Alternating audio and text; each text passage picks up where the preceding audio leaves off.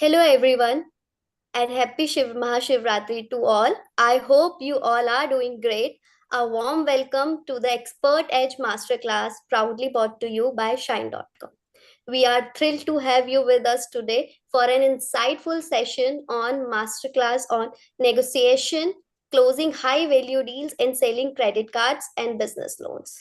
Did you know that the sales industry is evolving rapidly with the BFSI sector in India projected to reach 1.8 trillion by 2030? The demand for skilled sales professional is higher than ever.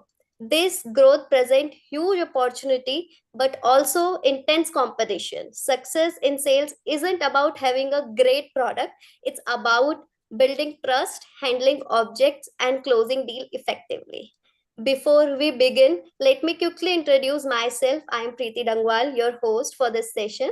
And now it's my pleasure to introduce someone with deep expertise in sales and finance negotiations, Mr. Mohit. With Thanks, over Preeti. 20, Hi, everyone. yeah, with over 20 years of experience in the BFSI industry, Mohit has been a driving force in sales leadership and building strategies. Throughout his career, he has held key position at renowned organizations like Franklin Templeton Asset Management, Bandhan Asset Management, ICICI Bank, and Standard Chartered Bank. Currently, as a head of sales at Quantum AMC, Mohit is responsible for leading sales strategies and ensuring strong market growth. His expertise lies in relationship building, sales negotiation, and developing high performing teams in this competitive financial sector. A commerce graduate with an MBA from Mumbai University, Mohit brings a blend of strategic thinking and practical industry knowledge. His deep understanding of financial sales combined with his customer first approach has helped organization drive sustainable business growth and long term client relationship. This is your chance to learn from a seasoned industry expert. So stay engaged, ask questions, and take notes as well. The insight you gain today could help you enhance your sales skills, close more deals, and elevate your career in financial sales. Without further delay, let's give a warm welcome to Mr. Mohit. Over to you, Mohit. Thank you. Thanks once again, and good afternoon, everyone. Happy Shivratri to everyone. Uh, so today's topic given to me is actually very, very interesting and something which a salesperson should love to understand, and probably this is one topic which is very close to my heart because as the economy of India grows, as we move from a 3 trillion to 5 trillion journey, the wealth of Indian households, the disposable income of Indian households is going to rise. And with the rise in income presents an opportunity for the customers, for the salespeople like us to elevate everyone in the value chain. A retail customer is on his way to become a premium customer. A premium customer is on his way to become an HNI client, and an HNI is actually on his way to move on ultra HNI pedestal. So the value chain and the system is actually elevating everyone. Question is, how are we prepared to meet the expectation of this growing middle class of India? How are we able to position ourselves as a trusted relationship manager, as a trusted advisor in terms of choosing for any financial instrument? And if we think so, then definitely I can assure you that there are enough and more options available for each and every one of us to grow in our professional and personal lives. In today's session, I would like to take you through some time-tested strategies and a lot more on my personal experience, which I can share. I will be happy to share with you which could be used by you in your daily conversations with your investors, your customers, to basically upsell them your product proposition and add value to your overall product knowledge. I have few slides which I want to share with you. This will take about 30 to 45 minutes. After that, I would encourage everyone to ask questions which could be as basic as, how do I call up the investor or a customer? How do I start a conversation with them? To the point as to how do we close a sale? I would encourage you all to ask questions, and I hope that in next 1 hour, once we at the end of it, you will be able to take home some important key points, which, if used, will definitely help you in your professional lives. So let me share my screen and we start a formal presentation. Preeti, if you can confirm my screen is visible. Yeah, it's visible. Okay. So the topic given to me is closing high value deals, selling credit cards and high value loans. The important point here is the word high value. And while we all know the meaning of this word, however, it is important to understand that who is a high value client today. A high value client is someone who's able to spend extra bucks, who's able to spend extra money to get that premium experience, not necessarily the premium product, but premium experience of buying the same product, which probably a retail investor will buy. And whether it is about credit cards, whether it is about doing any kind of upsell of our financial products to these customers, I think it is very, very important. And it totally depends on how well prepared the relationship manager or the person sitting across the table is. What is your experience level? What is your way of presenting the product? How well do you position the benefits of the product to the customer? Will actually depend on what kind of sale you are actually doing. Is it a 1 lakh rupee loan that you are selling, or is it actually a 10 crore loan that you are selling? And as I mentioned in my opening part, we have seen the great rise of middle income group in India. People are now having a lot of disposable income with them, and the avenues to buy a financial product, like for example, buying a loan, buying a car loan, buying a mutual fund, buying an insurance, all is actually available on the tips of the on clicks of the phone, and hence it is becoming very, very easy for anybody to consume a financial product. Now, in today's context, we will be talking more about how your discussion, a physical one-to-one discussion with the customer, should happen so that you are able to close sale which is not only of retail value but also of high value. Moving on, and let us try and understand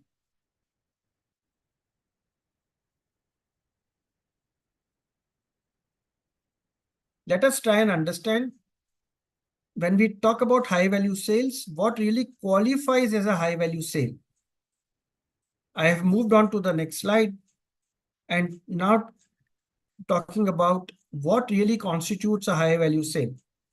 Now, we are people who may be employed in the banking sector, who may be employed in a insurance company, who may be working with an NBFC.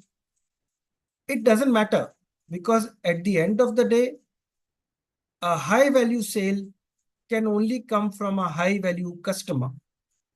And high value customer is a customer who is well informed, his expectations from the relationship manager, the seller is of different level, and only on the matching of those expectations, the customer is actually able to give you a high value sale. And there are many examples. Like, for example, I have mentioned that a sale executive of a bank is able to convince a premium customer to take a $500,000 loan by identifying their needs for investment in a commercial property. This is just an example which actually tells us that if we understand the psychology of our customer, the potential of the customer may not be known in the beginning, but if the customer begins to like what we are talking, if the customer begins to like the way we are presenting the product, certainly there is a scope of making that sale from a retail sale to a high value sale. It is not about the money or the higher loan amount that you are able to quantify as a high value, but it is more about how well are we able to upsell our product.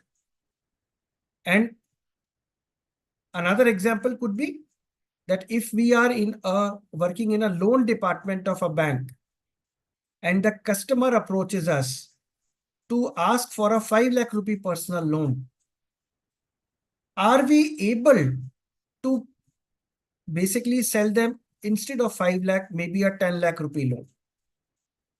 Now, customer may be requiring that additional 5 lakh or no. That totally depends on what kind of conversation you are able to set up with the customer. And at the same time, of course, meeting with the eligibility criteria, the CIBIL scores and other things. But if the customer comes to you with a requirement of 5 lakh, and if you are able to convince the customer to buy more, to my mind, that really constitutes to a high value sale. And as I mentioned previously, that who's buying the high value product, it is necessarily the premium customer. So let us understand what is the psychology of a premium customer. Nowadays, Champions Trophy is currently going on, and I was talking to somebody yesterday who has actually visited Dubai to watch India versus Pakistan match.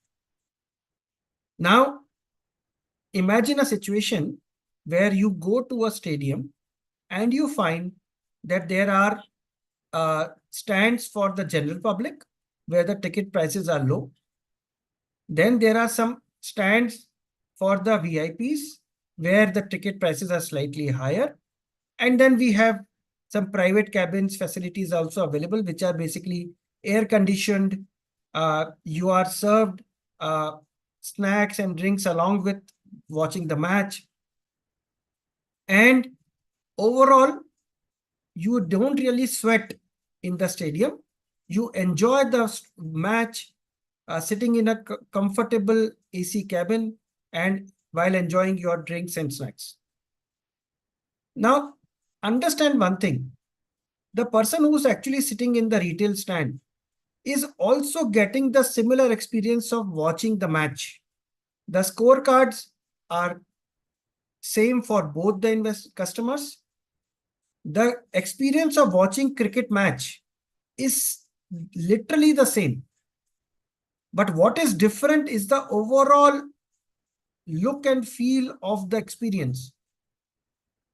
Whether you watch it's sitting in the stand, sweating it out among so many people, or you watch it in a private cabin, which is air conditioned, the experience is very, very different.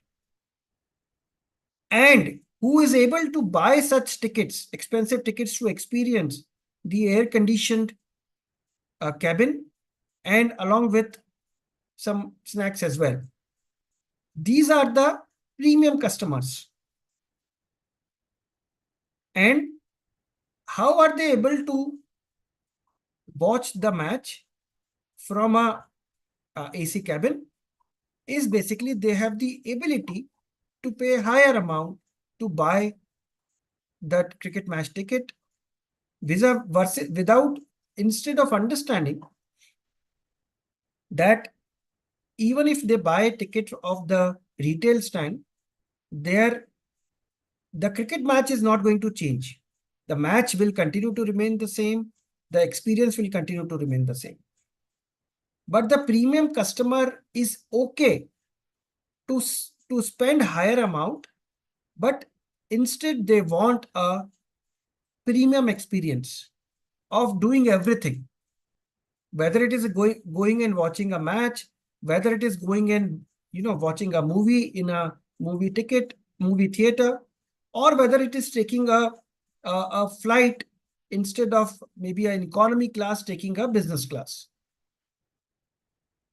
Everywhere we are seeing that there is a premiumization of services which is happening, and it is very important to know that the customer who is categorized as premium is a customer who has the ability to pay high amount to buy that experience. And how is he able to buy that experience is basically because of his ability to, or rather I would say, higher knowledge, his ability to earn more in the normal life or in the profession or job, whatever he is doing. And overall, if you see, these customers are one cut above from the retail customers. Their level of understanding, their access to technology, their ability to differentiate between what is business as usual versus what is a different level experience is there. And only those people who are able to offer them this kind of experience are able to successfully sell to such premium customers. Mind you, there is a demand for premium services everywhere. The moment we walk into any of the branch of HDFC Bank or ICICI Bank or Axis Bank, even for that matter SBI Bank, there is a separate window for high value customers, for HNI customers.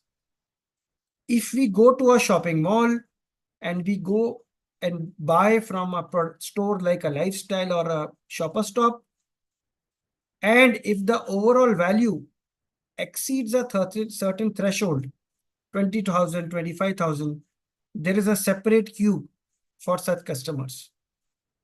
So what everybody is today is trying to do is basically offer premium services because there is a demand for such premium products. And there are people who are willing to pay extra to buy such services. And what is expected from people like us is that we should identify such premium customers and we should be able to sell that premium experience to them. And once you are confident and you are able to sell the premium product, then your category also changes from a retail salesperson to I would say maybe a wealth salesperson or maybe a premium salesperson. As the category of customers are moving up, similarly the category of people who are selling the products is also moving up. It is a question which you have to ask yourself, that am I a retail RM or am I a premier RM? And if you think you are a retail RM, there is a scope and potential that you can upgrade yourself to become a premium RM. I have already covered the difference between selling standard and premium products. It is more to do with the experiences and services, also to do with some bit of upgradation in terms of product offering. However, as I mentioned with my example of cricket match, watching a movie, doing a shopping from shopper store, I think the end objective is same. However, the experience, the journey that you go through in doing a particular thing, if that journey is actually premium, there is a premium charge for that, and there are people who are willing to pay that charge. Moving on to the third slide.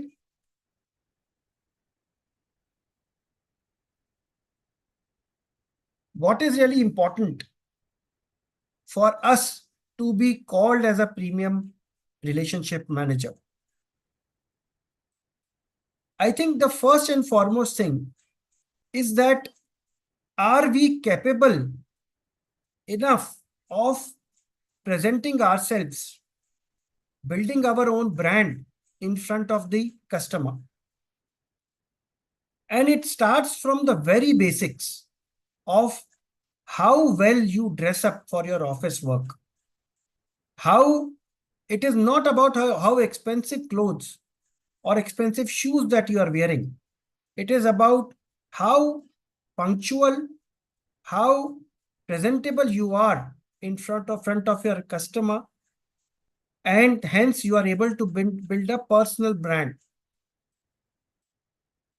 It starts with dressing right, being presentable,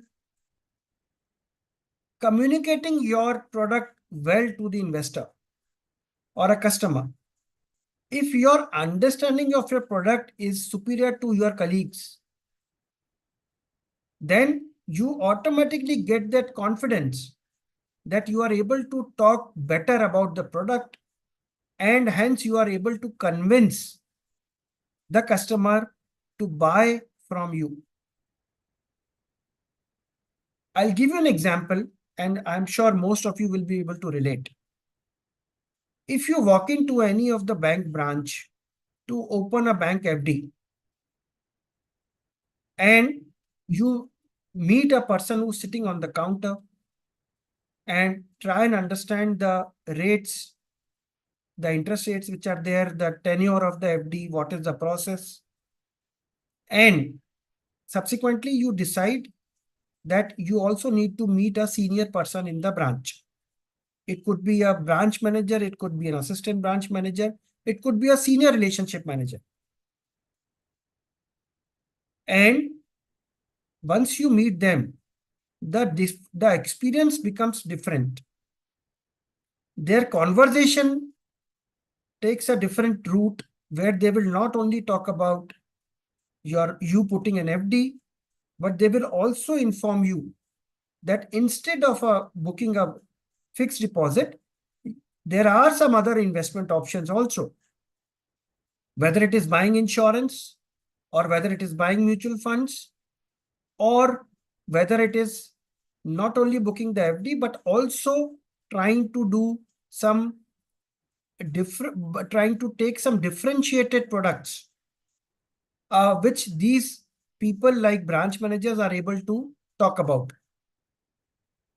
The counter person who's sitting at the counter of the bank only offered you the rates and tenure of the bank fixed deposit.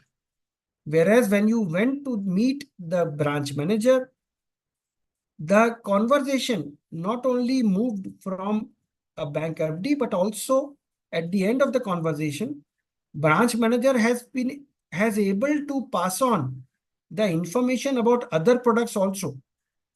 And hence your choices are now more than a simple FD.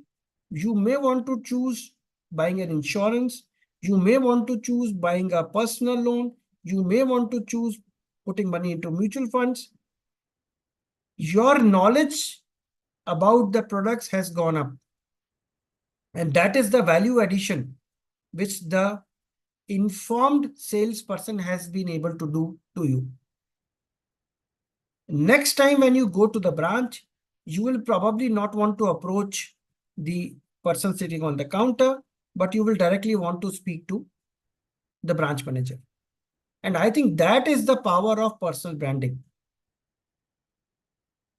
The relationship managers or the RMs who are successful in convincing the clients take care of this very important tool called personal branding. The way they talk, what they talk, the way they dress up, what kind of information do they carry, what kind of questions do they ask. It all actually depends. And this is what it differentiates between a retail RM who's maybe selling a 10,000 rupee insurance policy to a HNI RM who's able to close a 5 lakh rupee premium policy. So you need to establish your credibility through knowledge and expertise. And this is not easy. It comes with a lot of hard work. It comes with constant trying to constantly upgrade yourself. Another example I want to give you, like I work in a mutual fund company. When we start talking to an investor, we don't know what kind of potential he has to invest money with us. And knowing that we are Indians, we will want to start with the minimum amount. When we start talking to them, they will say, okay, I want to do a 500 rupee SIP with you. At the end of the conversation, our aim is to get a 5 lakh rupee lump sum investment from them. And how are we able to do it? By asking relevant questions, by sharing our product knowledge with them, and thereby matching their requirement versus our offer and trying to close the sale. Also, if I have a personal branding, we can leverage this branding by putting some testimonials on sites like LinkedIn and trying to basically put across through social media these testimonials through to basically establish our own personal brand.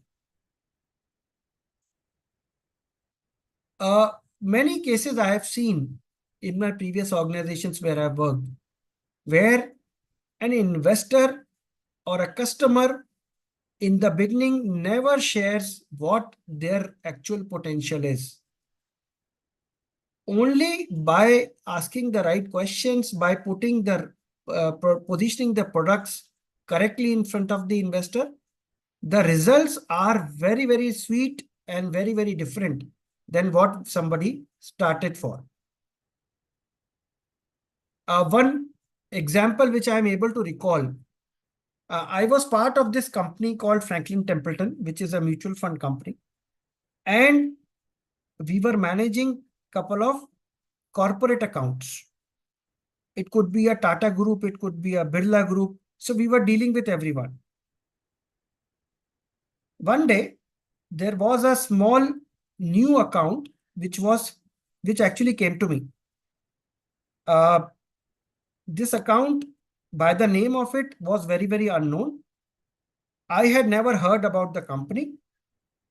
And my initial impression was that perhaps the potential of this company is not very high. If I invest or if I put in my effort, maybe the output will not be very high. So I did not take much interest in that particular lead, and I passed it on to my junior colleague, saying that you may want to explore this, and if you get any business out of this lead, the business is yours. My junior actually went to meet that client. That client turned out to be one of the company which was assigned to manage the PPF money, Public Provident Fund money.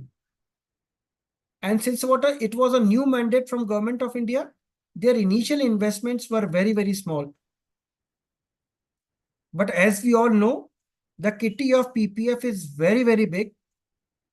In a matter of 6 months, my junior was able to complete not only his annual targets, but could also manage to achieve 200% YTD numbers in a matter of 10 months after getting that account.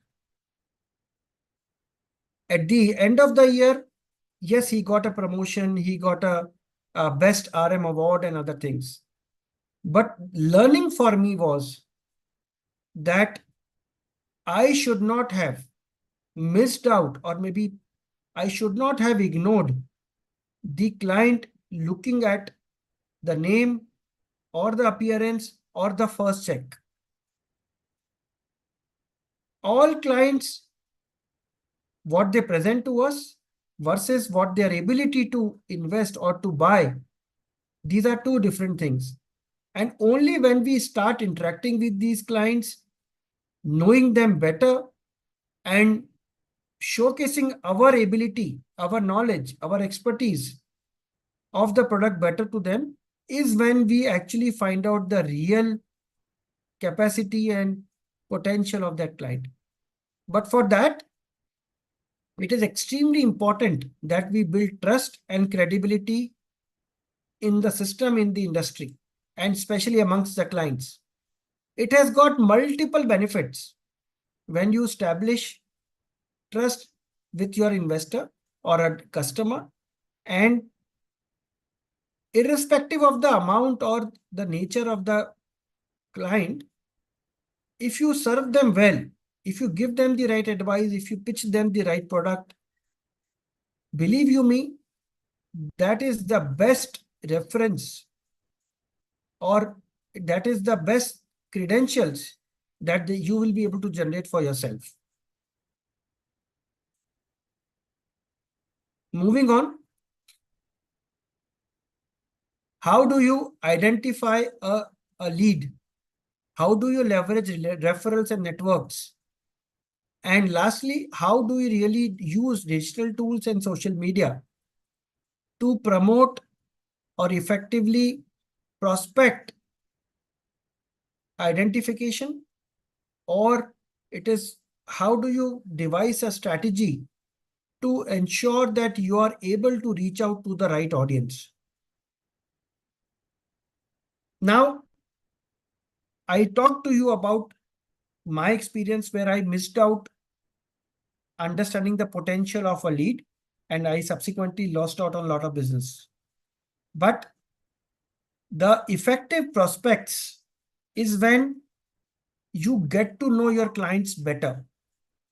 Even in the first meeting with the client, by asking the right set of questions, you are able to understand the potential of the client much better. Nowadays, the profiles of a lot of our customers are available on LinkedIn, on Google, on Twitter. It does not take more than a minute to basically search the name and try and find out what do they do. What kind of services are they are experiencing? What kind of social media presence they have got? That really tells you that what could be the potential of such lead. So if you are going and meeting a client for the first time, it is important that you do some kind of background check about that client. The client may different from your perception. And as humans, we are bound to form perceptions but just by uh, listening to a particular name, or by interacting with an invest customer for the first time. We are bound to form a perception. I remember there was a client which I was supposed to talk to for the first time. The client's name was Manna Lal Pandey. By the name, I thought that client may not be very big. When I called up the client, and obviously started interacting with them in English, the responses which I was getting was in Hindi. So I changed my pitch and spoke to them about for 15 minutes, understanding their business. And actually, Manna Lal Pandey ji turned out to be owner of a company which has got a turnover of 5,000 crore plus. I will not name of the company to you, but just by not letting my perceptions come into the way, just by digging in more about the customer, about his profile, about his company, I could figure out that this can be a very big potential customer for me. And I modified my pitch. I bought in a lot of stories around my products only in Hindi, the language where he was comfortable with. When I went to visit him in Delhi, I took him to a restaurant which was only veg, because when I was looking at his company, about his company, when I was understanding about him as a person on Google, I came to know that this person prefers only vegetarian. In fact, he's a vegan. And since I had that information, I utilized that information in building my relationship better with him. And thereby, I was able to close the sale with him, and we managed to get a very, very big business from his company. And even today, he is my client who's not only putting his money with us, but also he has given references of at least 7 to 8 people like him. So if I'm the idea was that I had to be sensitive to what client is asking me. I will have to be, I do not have to form any perception about the customer. I have to meet the client or talk to the client, asking the relevant questions, doing my background checks, and hence I am not only able to identify the right lead, the potential of that lead, but I could also leverage the references which he has given to me. And at the same time, I think my association with him will continue going forward. And just by one client, I will be able to get repeat sales year on a year. And this is how I think effective prospecting strategies are important. I have also given an example where we had run one LinkedIn outreach campaign where we actually targeted the CEOs, CIOs, chiefs of all the companies, and we were able to sell them a high-end service or high-end product, a financial product. So this is all about effective prospecting strategies. And the learning for us is that we should not take any lead lightly. And if we are spending our time, money, energy, resources to convert a particular lead, then we should constantly try and be in touch with them. It could be through a WhatsApp broadcasting group. It could be wishing them on their birthdays and anniversaries. It could be suggesting them any new products. But just by being in touch with your existing clients helps you a lot in your careers. It has helped in mine. I'm sure it will help in yours as well. Moving on. I think this is one of the most important slides of this presentation, where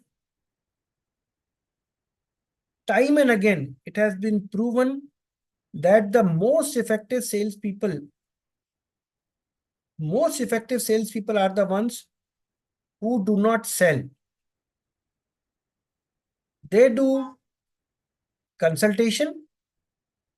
They ask right set of questions, and only on the basis of those questions, responses received from the customer, they are able to suggest the right product to those investors or customers, and thereby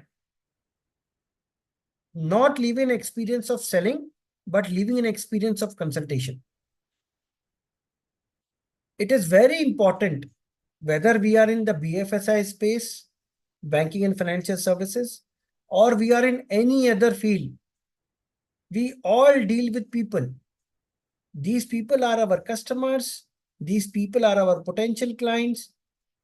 And how do you really deal with them? Actually, define this person you are. And to me, anybody who is able to provide solution instead of just products is someone who is the effective salesperson. Let me give an example from the real life as to how we could manage to generate extra sales. So in a year, as we all are salespeople, we have our ups and downs in terms of monthly achievements, weekly achievements, and obviously we are under constant pressure of achieving our targets. Now, in one such year, we were actually running behind our required run rate, and we were in the month of December. So only 3 months to go for the year end to close, and we were just about 50% plus achievement of our targets. Now, the idea was that if we continue with this pace, perhaps we will not be able to achieve our numbers, and hence the year will go waste. We had to do something. So what we did is that the product was mutual fund only. The way we were packaging our products to the customer, the way we were positioning our products to the customers, we made a slight change. And what change did we do? We started calling few of our products, instead of fund A or fund B, we started calling them as solution. So a very simple example, we had a product which was basically a small cap fund.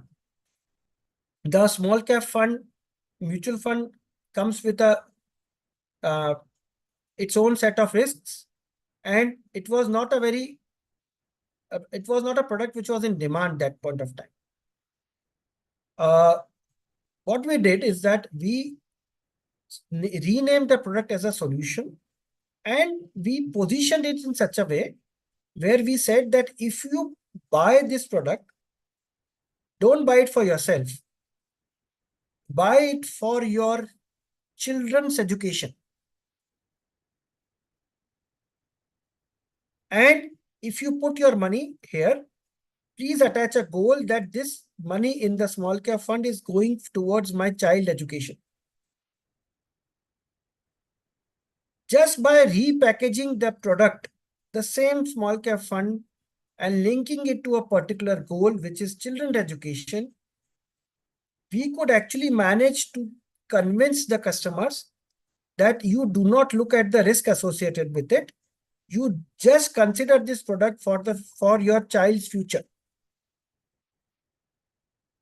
And by changing the positioning of the fund, we were able to actually help the investors to achieve the goal of child education. Now, who doesn't have education of children as one primary requirement? Everybody gets married. Most of us have kids. And if there are kids at home, naturally, we need money for their education. Similarly, we had a product which was an international product where the money gets invested into US. There were not many takers of this product in India. So what we did is that we started putting this product as again a requirement for children, where we said that you are, by putting money into this product, you are able to invest your money in the form in the dollars, and so that once your child grows up and you intend to send your kids to for higher education abroad, you do not have to worry whether the rate of the dollar is 60 rupees or 80 rupees, because you are saving your money right now in dollar denomination. Now, this was a very small feature of that product, which we highlighted in such a way that people started taking note of it, and the money started flowing into this product. And we could manage to, by the help of these two small strategies, we could manage to overachieve our numbers in that year.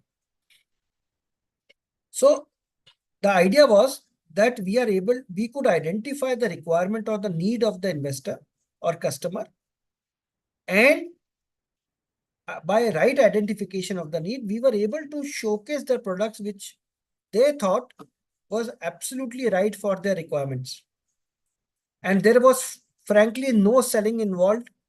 It was only a consultation, presenting solutions to them, and they were willingly bought by such investors. Even if we work in a mutual fund company, or we work in the insurance side, we work on the banking side, I think being as a consultant is always look very, very highly with regards to only a salesman. And it is our responsibility that we should be able to convert our sales pitch into a consultative approach. And how do we do that? We need to have a better and much superior understanding of the products.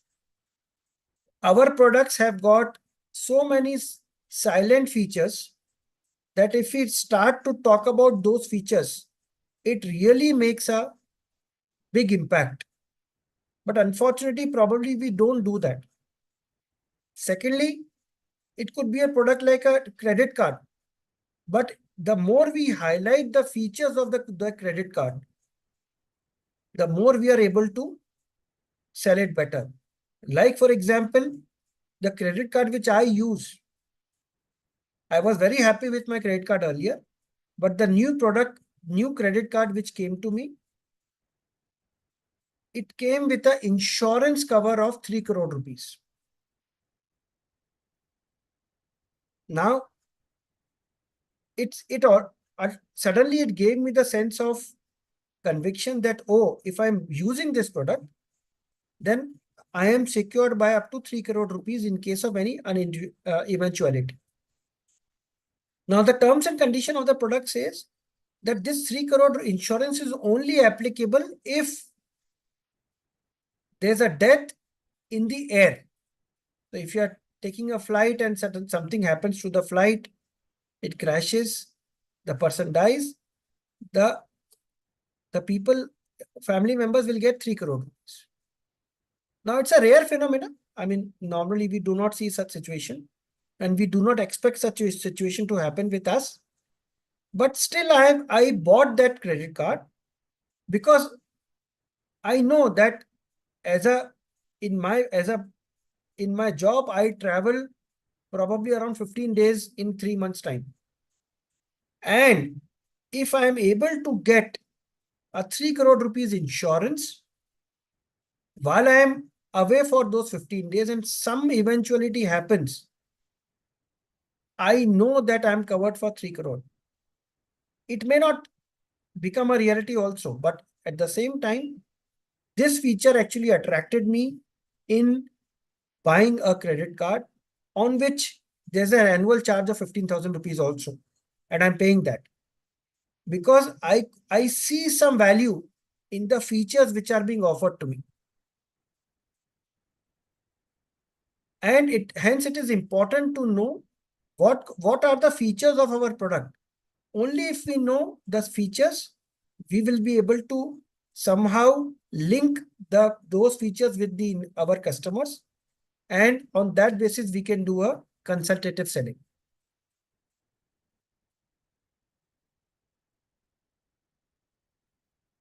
Another important part is that in any high value sales, you will get some very tough objections. As I mentioned to you in the beginning, these high value customers are the ones who are literate. They are the ones who are very smart. They are the ones who are aware of their options very well. They know how to use the technology and find out very quickly whether somebody is telling the truth or a lie. And the kind of objections they will have will not be easy. They will put us through different situations and they will ask us some very tough questions. And only if once we are able to satisfy them with the answers or right answers, will they start trusting us or they will start giving us business. The questions asked by a retail customer is very, very basic in nature. But as we move up the value chain and we start discussing or interacting with the high value customers, the level of information required will keep changing. And hence it is very, very important that we are aware about our product features and we keep understanding and reading about the new features which are getting added. Also, many a times there are some hesitations. Like for example, if you meet a client who wants to take a home loan. Now, with home loan, the common psyche is that we should be buying as less loan as possible. We should not be taking higher loans. Because as an Indian mentality, the higher loan means we are in more debt. And we will have to pay them. However, in the reality, if you are able to convince a customer that by taking 5 lakh rupee, 10 lakh rupee additional loan, then more than your requirement, if you invest that money into equity mutual funds or in the stocks and keep that money as an investment for next 5, 10, 15 years till the time you are paying your home loan. And if you are able to show them the calculation associated with it, the Excel sheet calculations, I think these hesitations just vanish. Taking the same example in little more detail. So for example, if I'm buying a house and my requirement is that I will have to pay or I will have to take 50 lakh rupee housing loan. The EMI for that 50 lakh rupee housing loan, assuming comes to 50,000 rupees. Now, by looking at the CIBIL, by looking at the pay slips, we can easily establish the fact that whether customer has the ability to pay higher EMIs or no. In case where the customer can pay higher EMI, we can offer them higher amount of loan instead of 50 lakhs, maybe 60 lakhs. Ask them to use this 10 lakh rupee as a saving or investment for their retirement or for their children education or for any other a goal that needs to be met. Family wedding, vacation, whatever. And at the same time, where the housing loan interest rate is roughly around 9.5%, 10% today, and the equity mutual fund offers around 15% return. So if you take additional 10 lakh rupee as a loan and put that money or invest that money, you will be able to get 5% additional return after paying your home loan EMI. So 10% you are paying as a home loan EMI rate, and 15% is what you are earning by investing your money into mutual funds. So additional 5% becomes your income.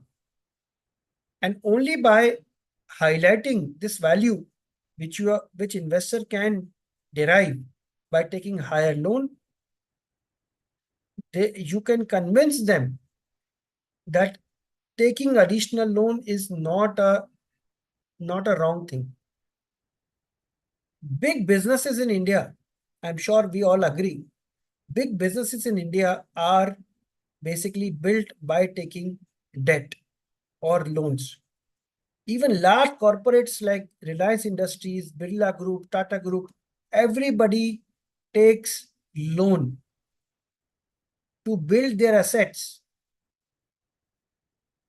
And this should be a learning for our investors also, that while it is not advisable that you take extra loan and just blow that money off, but if you have the ability to pay slightly higher EMI, then you might as well you take higher loan, use that extra money to generate extra wealth or make an asset, so that in the long run it turns out to be a winning proposition for you.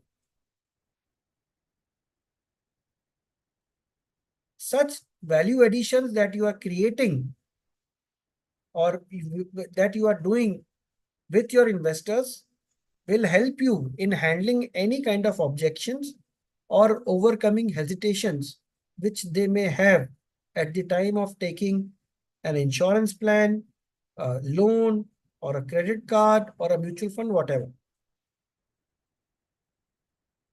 Moving on, how do you really negotiate your discussion while doing the high value sales? As I mentioned to you earlier, high value ticket takes lot of effort to convert. Investors, the HNI investors are very, very smart.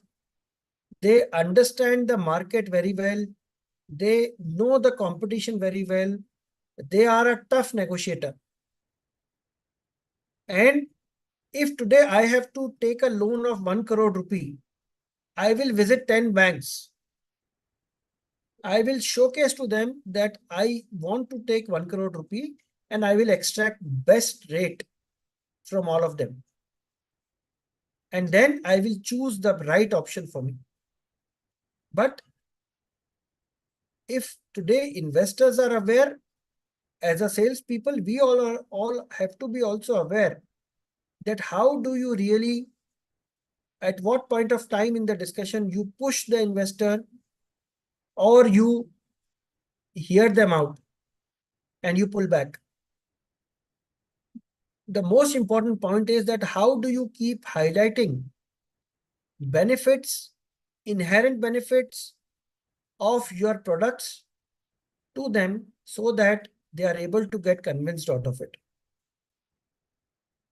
Many a times, we can also try and customize our products in the form of flexible repayment option, putting your money into something like an overdraft, using it only at the time when it is needed, or giving them the flexibility of using the product as per their requirement.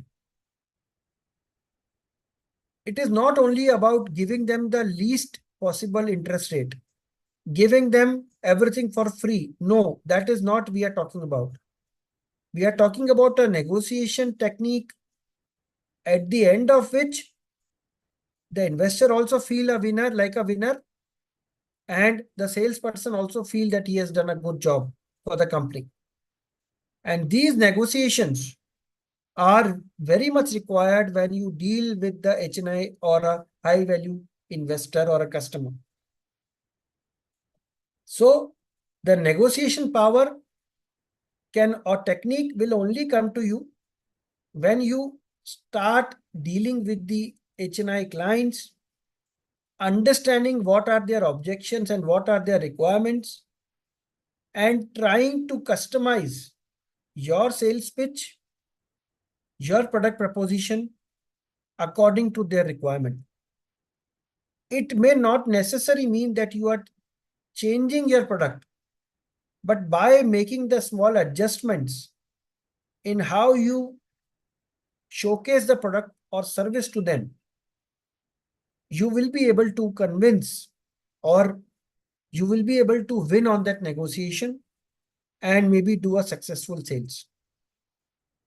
So negotiation is an inherent part of doing high value sales, and we need to be ready to learn negotiation techniques either on the job or maybe even doing some kind of small courses, or maybe reading some kind of books or articles which tells you how to negotiate effectively. It is very important because negotiation is a part of our daily lives. Even if we buy 1 kg potato, we have the habit of negotiating.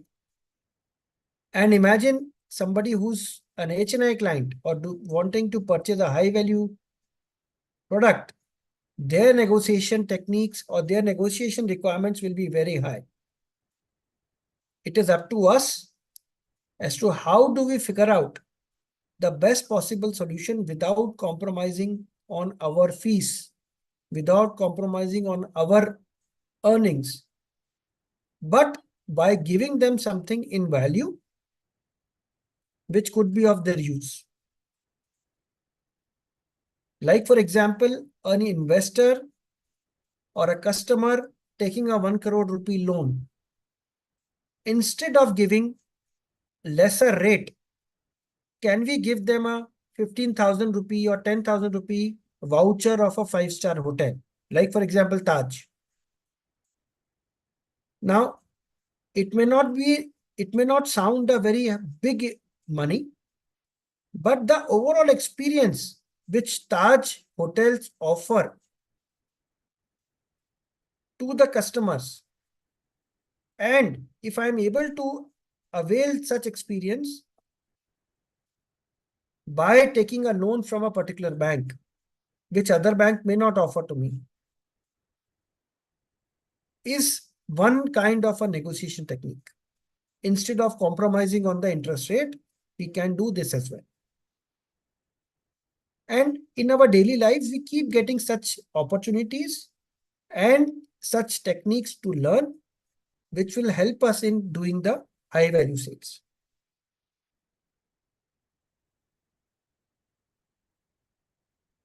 Another important point is that how do you really create a sense of urgency? I have been highlighting this point to you from the very beginning, that a high value investor or a customer is somebody who has got a lot of options. Our effort should be that at the time of our engagement or our interactions, we should not allow them to end the discussion by saying, okay, we will come back to you. Let us explore more options. Because the moment they move out of the room without closing the deal, it is very difficult that they will come back and negotiate on the same terms and conditions. They will go out to other competition. They will negotiate with them hard. They will bargain hard, and then they will want to choose the best deal for themselves. What we should do is that we should actually try and create a sense of urgency. And we all see it in our daily lives nowadays, that it's a limited period offer. Encouraging the investors to make immediate decision, or a customer to make immediate decision to buy, without really doing any kind of mis-selling, we can create sense of urgency in the ethical way. And if we are able to create that sense of urgency, it will help in closing the deal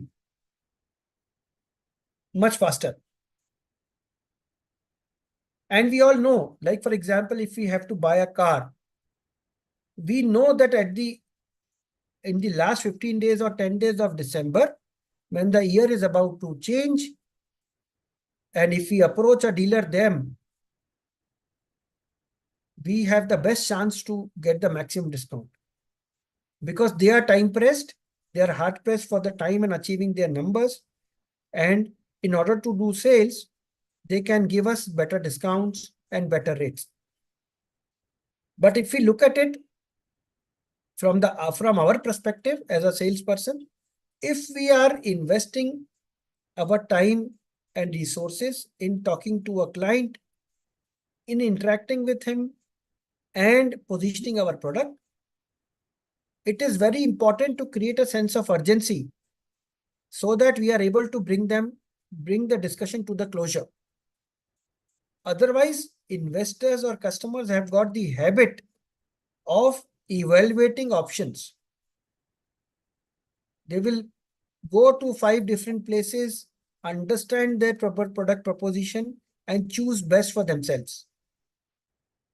But we should try to create that ethical sense of urgency by offering them some kind of limited time period offer, giving them some kind of upfront discounts, or maybe helping them in filling up the form, in getting the KYC signatures done, whatever is required. But the idea is that once we start the discussion, we negotiate, we create a sense of urgency, and we try and close the sale then and there.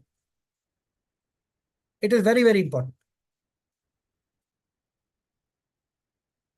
Moving on, how do you really close if the sales when the customer is not really willing to sign the check?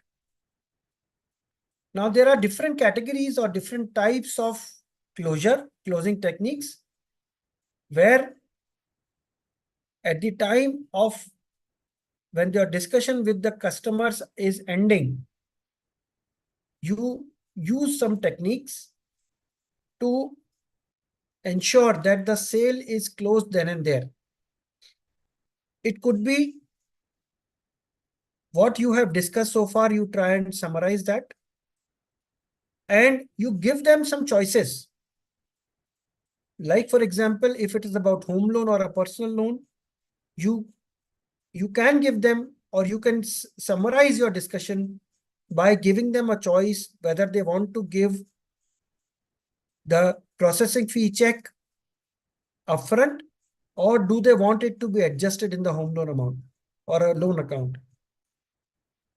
Or, for example, the EMI that will start from effective from this month, or the EMI, or whether the option of starting the EMI from next month. So there are various closing techniques that you kind of summarize to them. You kind of give them the assumption that, okay, if you are buying it today on 20th of February, then your EMI will start probably from 1st April.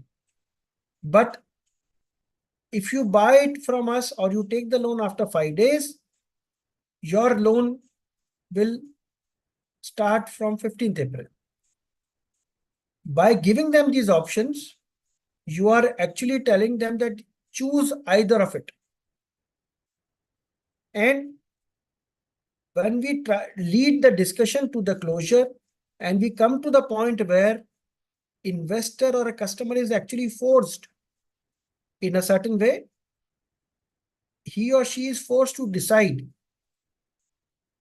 that which option they choose, and thereby it helps us in closing the sale.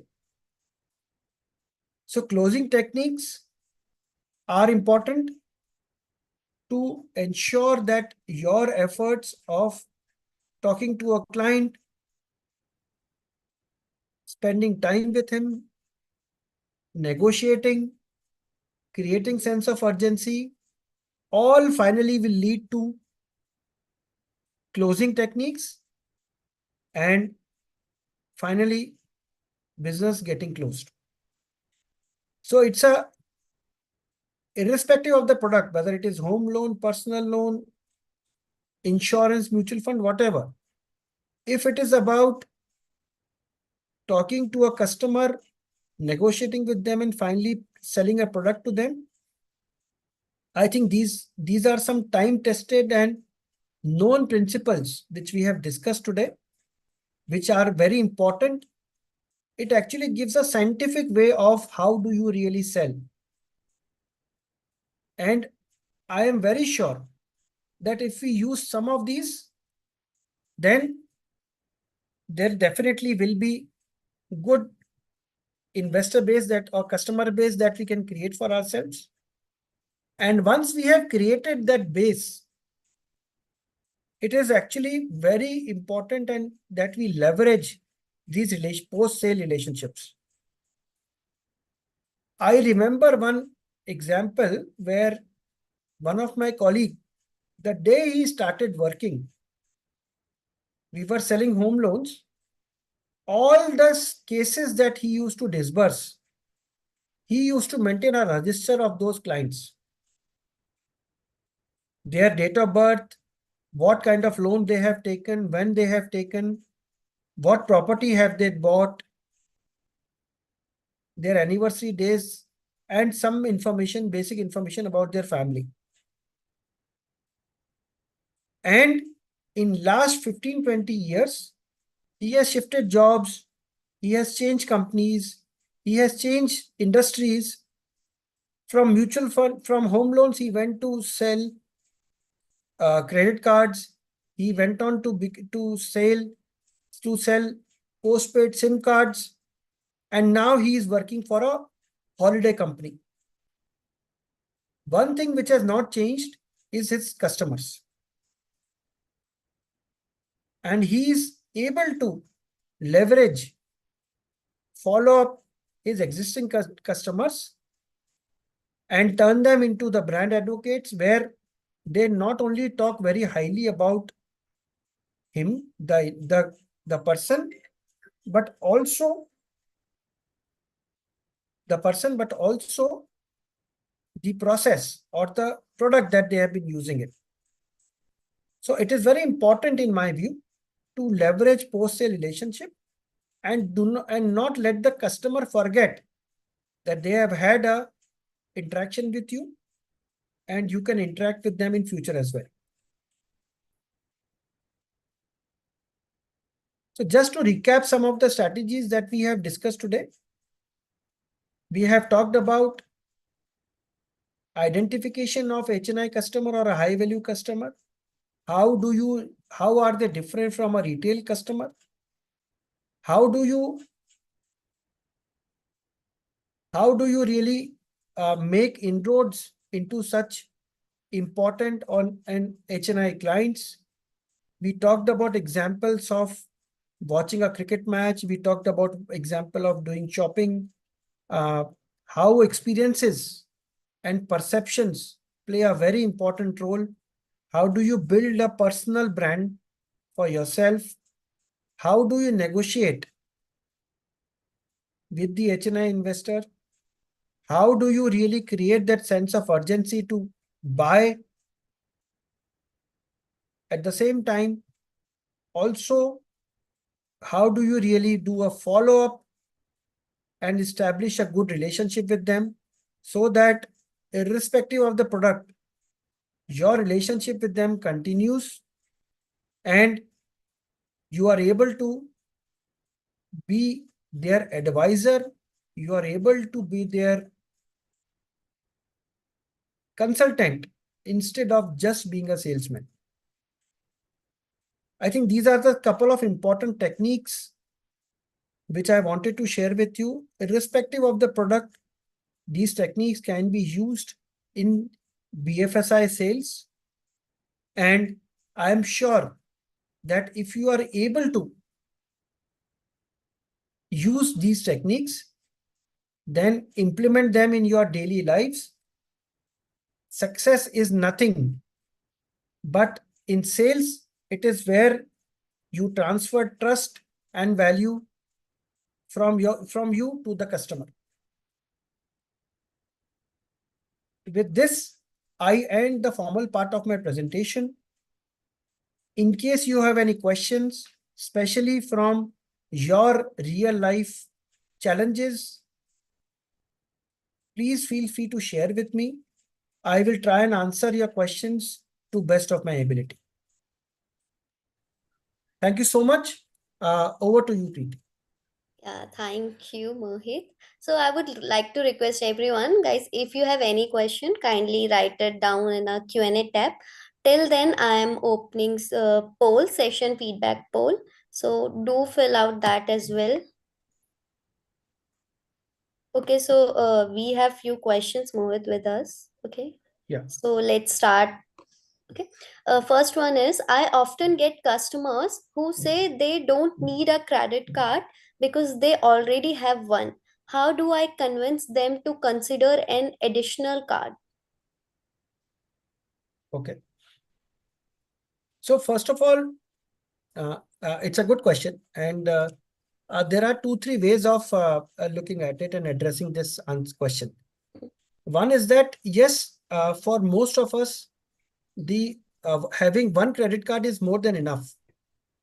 Uh, Typically, if you see the usage of average Indian household of the credit card, amount ranges maybe around 20,000, 25,000 rupee a month.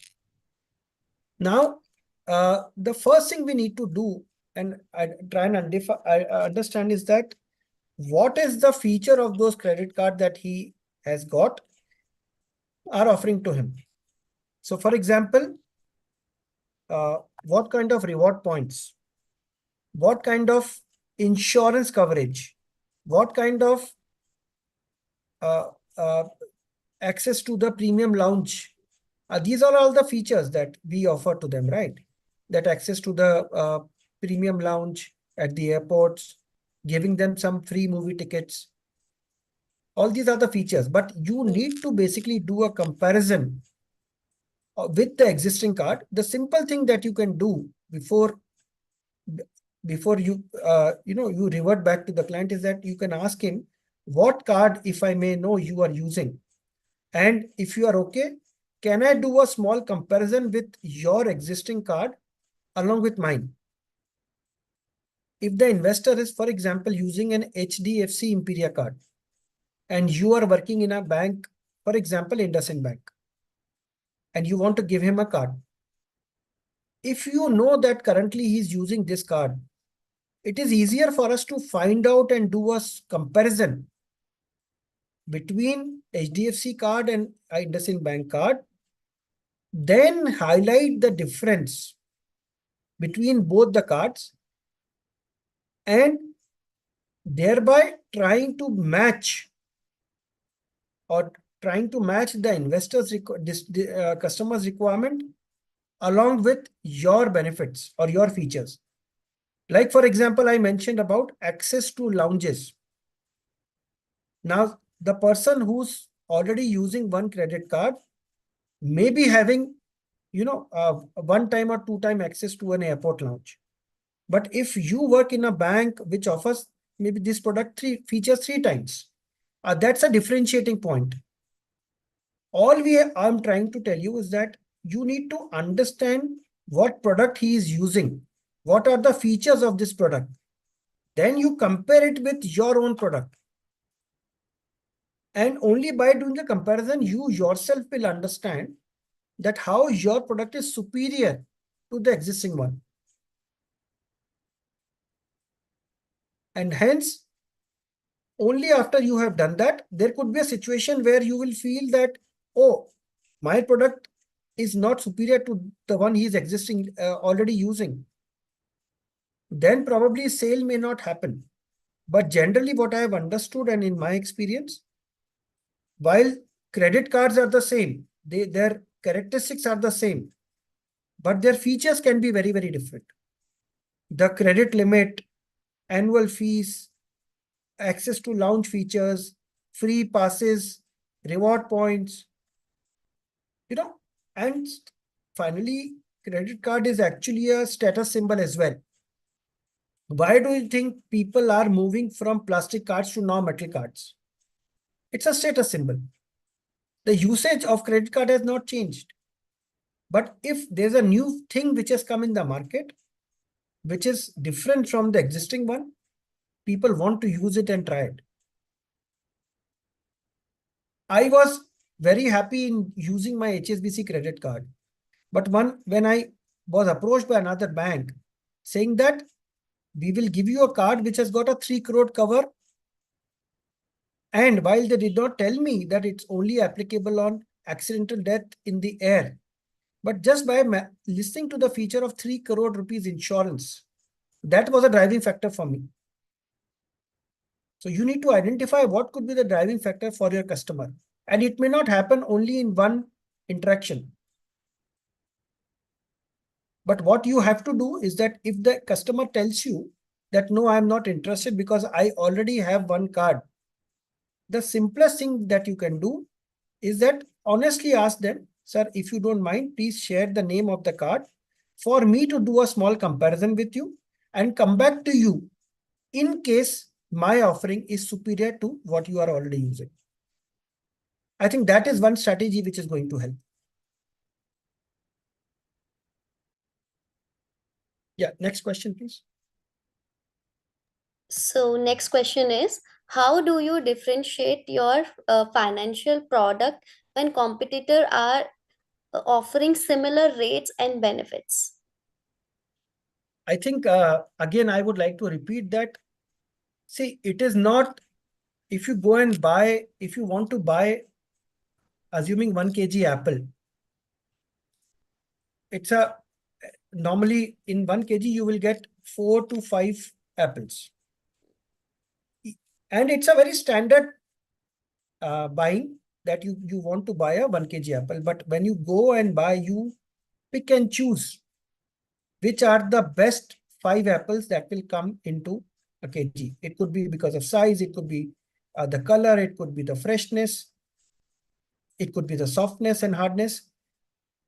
So no two apples are actually same, while it is apple at the end of the day, but they are not same. When we look at the financial products also, like for example, loans or any other product, on the face of it, they will look similar. But if you understand what is the customer looking in that product, so the approach has to be not top down, meaning it should not be that your company has given you a product and you go and sell it to any customer. That approach may not work. But you have to basically start looking from the other approach, which is the bottom up, where you understand the customer first and then try and align your product features with their requirements. I think that is important. And secondly, as again, I am repeating that no two home loans are same. Even if they are same, their features are same, but the experience, the perception of using that product is very different. If today you ask any of your customer, if I ask you whether you would like to take a loan from a PSU bank or you would like to take a loan from a HSBC bank or maybe a Citibank, the choice will be 99% of the cases, the choice will be, if I am eligible, I will want to deal with these MNC banks because the experience is different. The experiencing of dealing with them, the documentation and all other things are different. So you have to figure out the differentiation. It could be done by understanding about your competition much better. Or is it by knowing the strengths of your own product? But you have to create differentiation. Otherwise, if you accept the fact that my product is similar to the competition, you will not be able to sell it. I work with a mutual fund company And in mutual fund, it is like buying a, a, a chocolate. All chocolates are similar in taste, but the packaging of all chocolates are different. How do you or why do you only choose a Cadbury and not maybe something else? It is basically basis the packaging and positioning of the product. In sales of financial products also, it is important how do you really position your product to the investor or customer. That differentiation is there. You have to identify. Even if you are not able to find it, you will have to create some differentiation. And in most of the situation, the differentiation can be your approach to sell that product. If the customer likes you, if the imagine somebody who's doing a sale on over the phone without even seeing the person, without even meeting the person, the sale happens on phone, right?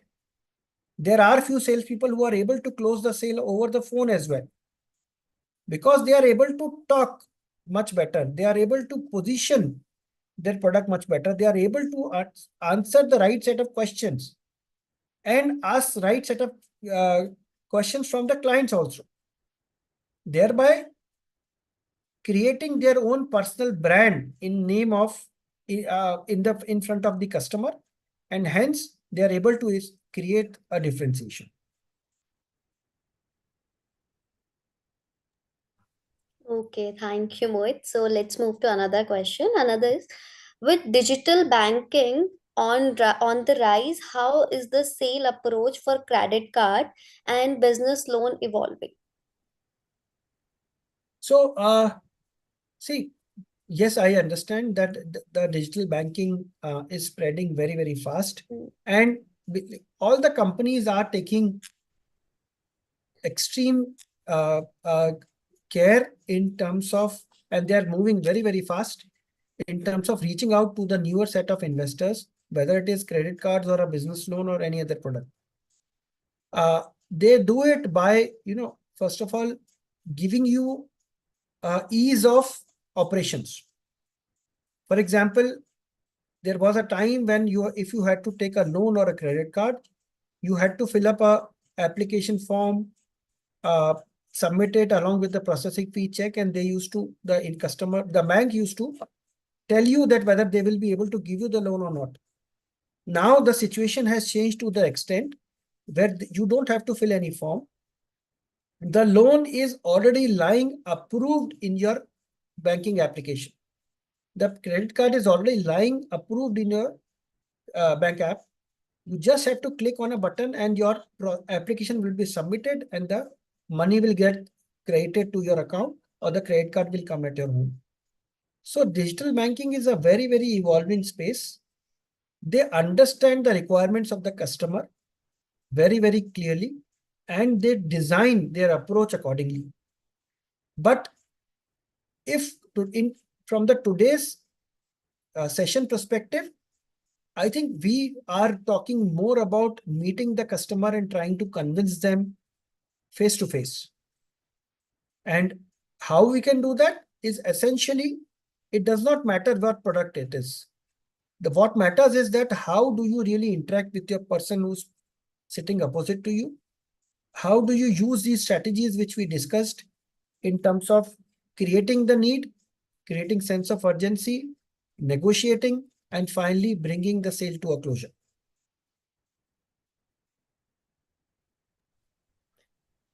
Okay. Next, Akhilesh is asking, while selling insurance, more often customer prefer SIP. How to convince either buy ULIP or insurance plan? Akhilesh, the same problem is, if you ask me from a mutual fund perspective, the question will be completely reversed. We think that the customer is actually looking to buy more of insurance than an SIP. So, see, ultimately understand one thing, that insurance and investments both are critical, and both are requirements for any investor today. So let's understand then if there's a place for SIP, there is also a place for insurance, and vice versa. Investor or customer, they try to basically compare both of them, and by saying that, okay, we will take one product and we will not take another. But that is not true. SIP is also important. At the same time, having an insurance policy is also extremely critical. So what we need to do is that we need to highlight that what are the features of SIP, why it is important to a customer, and why even having insurance apart from SIP is important, because both of them function very, very differently. If the investor dies in between the SIP period, something happens to the investor, and assuming I start an SIP and after 2 years, some eventuality happens, and I can no longer continue with my SIP.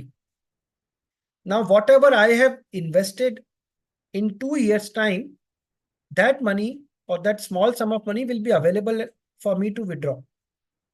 But when it comes to insurance, whether I take the insurance today and something happens after 6 months, I will get the full cover money. And if I'm able to get it, if it is a term insurance, that doesn't matter whether it is a 6 months, 1 year, 2 year premium that you have paid. If some untoward situation happens, you will get the full amount. And that is the difference between an SIP and an insurance. SIP में आपको पहले पैसा जमा करना पड़ेगा, तभी आप उसको निकाल सकते हो. Insurance में it is not like that. I'm sure you know. So understand the difference between these two products. Your customer will not understand because they are not supposed to understand this. But you are their relationship manager. You have to understand the difference and position it to your customers in such a way where they are also able to realize that both are important.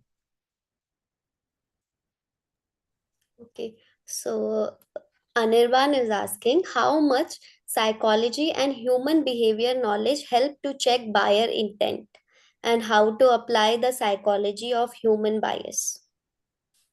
It is all about understanding humans, how all about using that psychology or using those techniques which our forefathers have used in their daily lives. Whatever I have shared with you today also, it is basically an extract of what we have learned in our daily lives.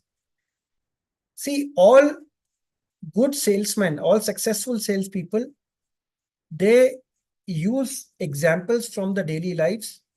They draw inspiration from what they see around, and then they try and use them into their profession, in their discussion with the customers. While, yes, there are some scientific techniques which we have discussed today, but at the same time, these techniques are not something which have not been in existence. Whether it is about forefathers trying, the behavior of the customer broadly remains same. Yes, it keeps changing with the change in technology, with the change in in preferences, with the change of buying pattern. But the end of the day, the core remains the same. That if today I have to buy something, I will look for options, whatever is the best option available for me. I will look for the right kind of person to deal with. If I have to buy an insurance policy, I need somebody who's reliable because it is about dealing with my money. If I'm doing a mutual fund investment, I need somebody reliable. If I'm buying a house, I need somebody reliable. So that there's not a possibility of doing a mis-selling. So being reliable is the basic feature which has not changed. Whether it is you dealing with a customer today or I dealing with a customer 15, 20 years back, or maybe somebody senior who's dealing with them for last 40 years. Being reliable is something which is required. Now, how do you position yourself as a reliable person in the eyes of the customer? That is human psychology. Why should they like you? Why should they trust you? And if they start liking you, if they start trusting you, then the matter is over. It is not about what product you are selling to them. It is not about, how expensive it is. If somebody likes you, he will do as what you are saying. And and yes, there are techniques available as to how do you win the customer's trust. There are techniques available as to how do you put that impression in investor customer's mind that he is dealing with the right person. But honestly, if you are not honest in your approach, if your nature is that which does not showcase that you are a reliable person, it is very difficult. Because ultimately, if as a customer I cannot trust you, maybe I will get fooled once, but it cannot happen every time. So some basic features do not change, and that is what I would say forms part of the human psychology. But scientific techniques are available which you can read, implement, and execute. Okay, and Akhilesh is asking one more question. He's saying that while investing in SIP plan, they say we have to invest very less. That is why we don't go with insurance. Again, they say give us your visiting card, we'll call you later, but no one calls They will not call back. back. They will not call back. You have to create that window. If I was in your position, Akhilesh, where an investor or a customer tells me that I do SIP because the amount is very small. I am okay to do 500 rupee SIP, but I don't want to have a big liability of insurance premium. Uh, these are the objections. And you should, as an effective salesperson, I should know that how do I deal with them. So if the customer is able to give you his visiting card, it's a very good thing, because visiting card tells you a lot. It tells you about customers, company, designation, social status, uh, phone numbers, email IDs, whatnot. If you have this data, can you create a profile of this customer by understanding more about him, his company, and do not call him till the time you have confidence of talking to him something different next time.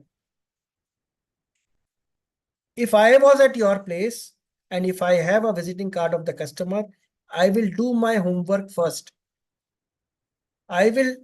He has given you an objection that SIP versus insurance.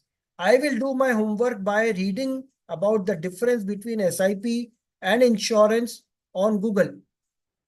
I will prepare an Excel sheet which tells me the positive features of SIP, which tells me the positive feature of insurance. And rather than de-selling SIP, I will go back to the customer telling him, yes, you are right. SIPs are important for investment. But what about insurance, which gives you a protection? And these are the differences which are there. I understand that you have this objection. This is my suggestion to you. And lastly, this is my recommendation to you, that you continue with your SIP, but also if it is about 6,000 rupees per annum, which is 500 rupees a month, basic SIP amount, can you give him an option where the insurance premium is also between 6,000 rupees to 10,000 rupees a year? Is there a product which you can offer to them? Yes, it may not help you in meeting your targets, but it will help you in acquiring the customer. And once you acquire the customer, then obviously follow-up sales, upselling to them, all becomes a possibility. Yeah, okay. So next question is what's the best way to address trust issue while selling financial product? Okay, so see, there are many ways basically. I can give you some examples. So what in our industry, what happens in mutual funds is that we call it something like a skin in the game, where whatever product I'm trying to sell to them, I put my own money first. So if it is about insurance, have you bought any insurance policy of your company? If I am working in a mutual fund company, have I invested in my own funds? So this is the first thing that we do, that in all our schemes, we put 500 rupee application. So that in any discussion, we can always showcase that whatever we are trying to sell you, my own money is already invested here. So my skin is in the game. That is the first thing which actually helps in building the trust. Secondly, if the customer is criticizing your product or your company for some reason, uh, you have to have a patient hearing for that. Because many a times what happens that if we work in, for example, a bank like HDFC Bank, and we approach a customer, in all possibility, somebody from HDFC Bank must have approached the customer, must have tried to sell something, and investor may have had some kind of bad experience. So whenever we are calling to them, we need to be patient enough to hear their past experiences. So intelligent way of selling is that you let the customer talk and you only ask questions, but let him talk. Because the more the customer will talk, the more you will be able to understand what is the background of the customer, what is the past problem that he has had. It could be a problem related to a mis-selling. It could be a problem related to, having a bad service issue, that I will not deal with HDFC Bank because I was not happy with the services. So you have to hear them first. वो कहते हैं ना, पुराना experience आप सुनोगे, then only you will be able to help create a new experience. And in today's time and age, everybody has got very limited availability of time to give to somebody who's kind of trying to sell something to us. So whenever we interact with the client, we cannot just plain simple way of calling the customer that I want to come and meet you because I want to sell an insurance policy to you. No, this is now how it will work. Your homework, your understanding of the product has to be much superior. You have to understand your competition also, because your customer understands it very well, especially the HNI customer, high value customer. Try and understand the customer, try and understand the competition, try and understand your own product. The better you do, easier for you it is to sell. Okay, so our next question is, what's your strategy for dealing with aggressive or rude customer during a sales call? I think you have already answered this one. Yeah, so essentially, see, customer, as I said, that in the first meeting, they behave very, very different than what they actually are. Mm. Somebody may want to act very aggressive. Somebody may also want to act as a very secretive person because they are not interested to meet. If they don't need a product, why will they meet us? And even if they are forced to meet us for some reason, then they will behave in a way where, the conversation gets over as soon as possible. So in my view, selling a financial product requires a bit of patience. Whether the customer is an aggressive customer or a secretive customer or a, a, a plain no customer. But in the first meeting, it is important to get the information about the customer, the details about the customer, visiting card, mobile number, phone number, etc. Then in the second meeting, you go to them with some kind of value addition. If you do not have a value addition, perhaps you should not touch base with them once again. Value addition can be in the form of your own product. It can be in the form of what product he or she is already using, Or thirdly, it could be also in the form of what new features your product will be giving to them as compared to the product he's already using.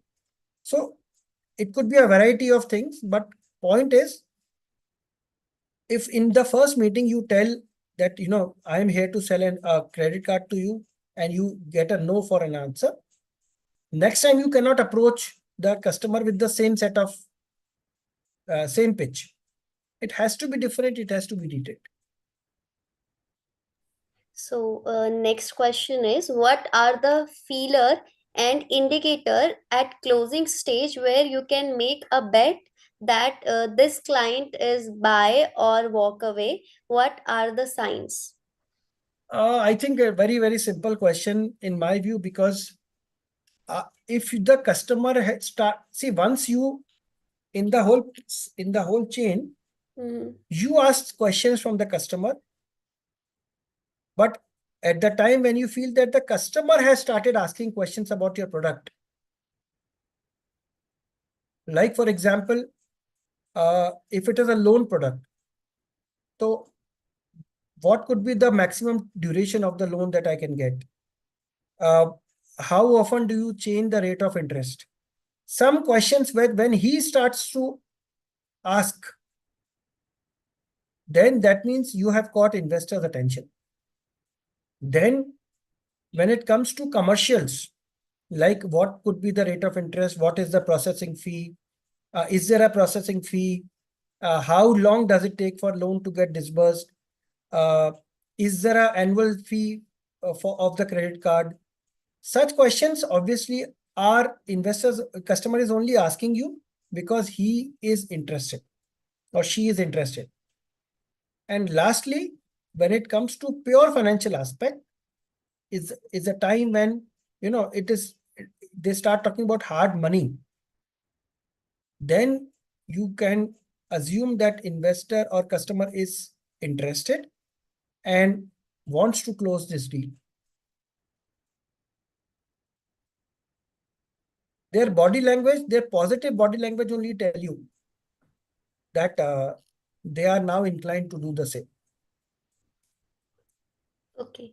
Uh, then he's writing that how do you tackle a dead end deal and turn around?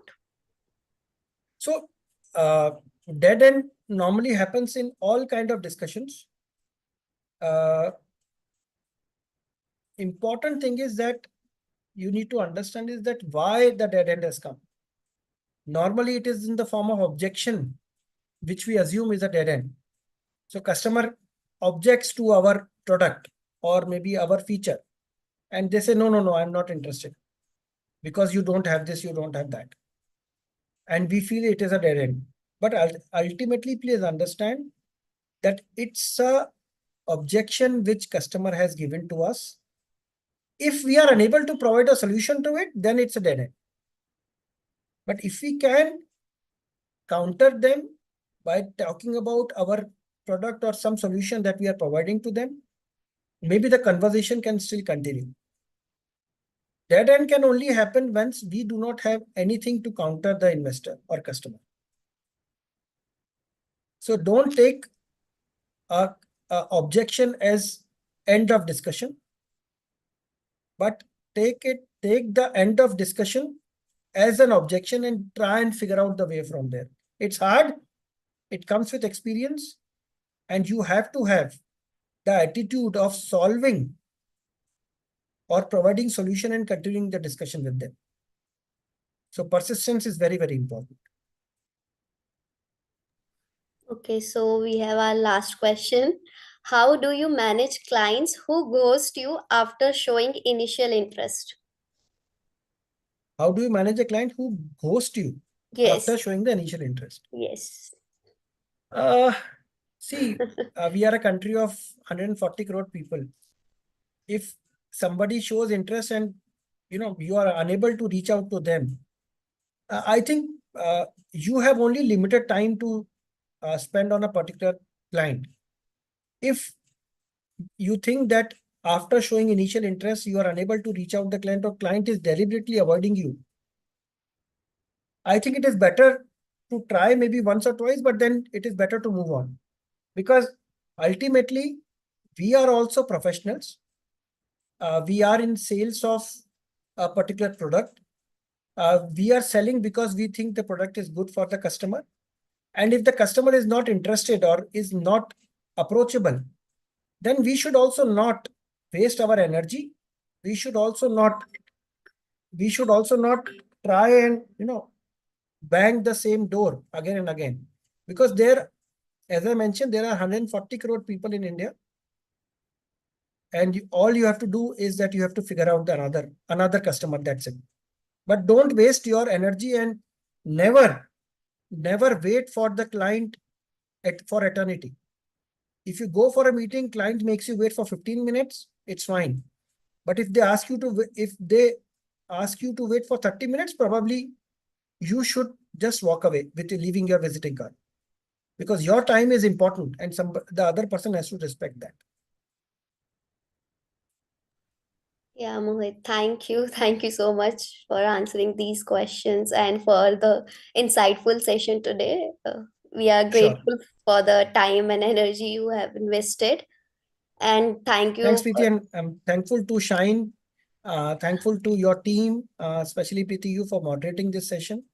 Thank you for attending this 2 hour session. And I think uh, I have spoken with my experience.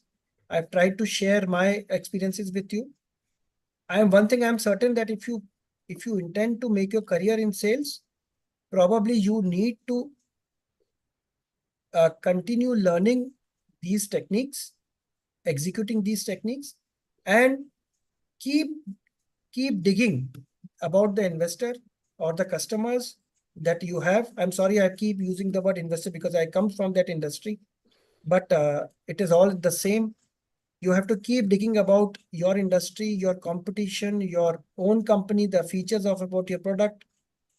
And lastly, just concluding from the way I started is that if we have to, if we aspire to basically have the customers who are HNIs, if we aspire to close sales which are high value, then as a salesperson, we also need to be high value.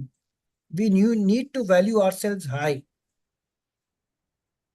in our knowledge, in our experiences, in our confidence, in our perception. And that will come with simple things: time punctuality, the way we dress, the way we talk, how professional are we in responding to the queries. All things, these small little things will help you in going to long way. So with this, I wish you all the best for your respective careers and endeavors. Thanks once again, Shine, for giving me this opportunity. Was very happy, and I really thoroughly enjoyed it. thank you once again, Mohit. And I want to tell, like, if you guys have any question, please feel free to reach out to us or connect with Mohit directly. And Yeah, you session can. recording will also be available on our Shine.com's YouTube channel and LinkedIn account, so you can revisit it anytime.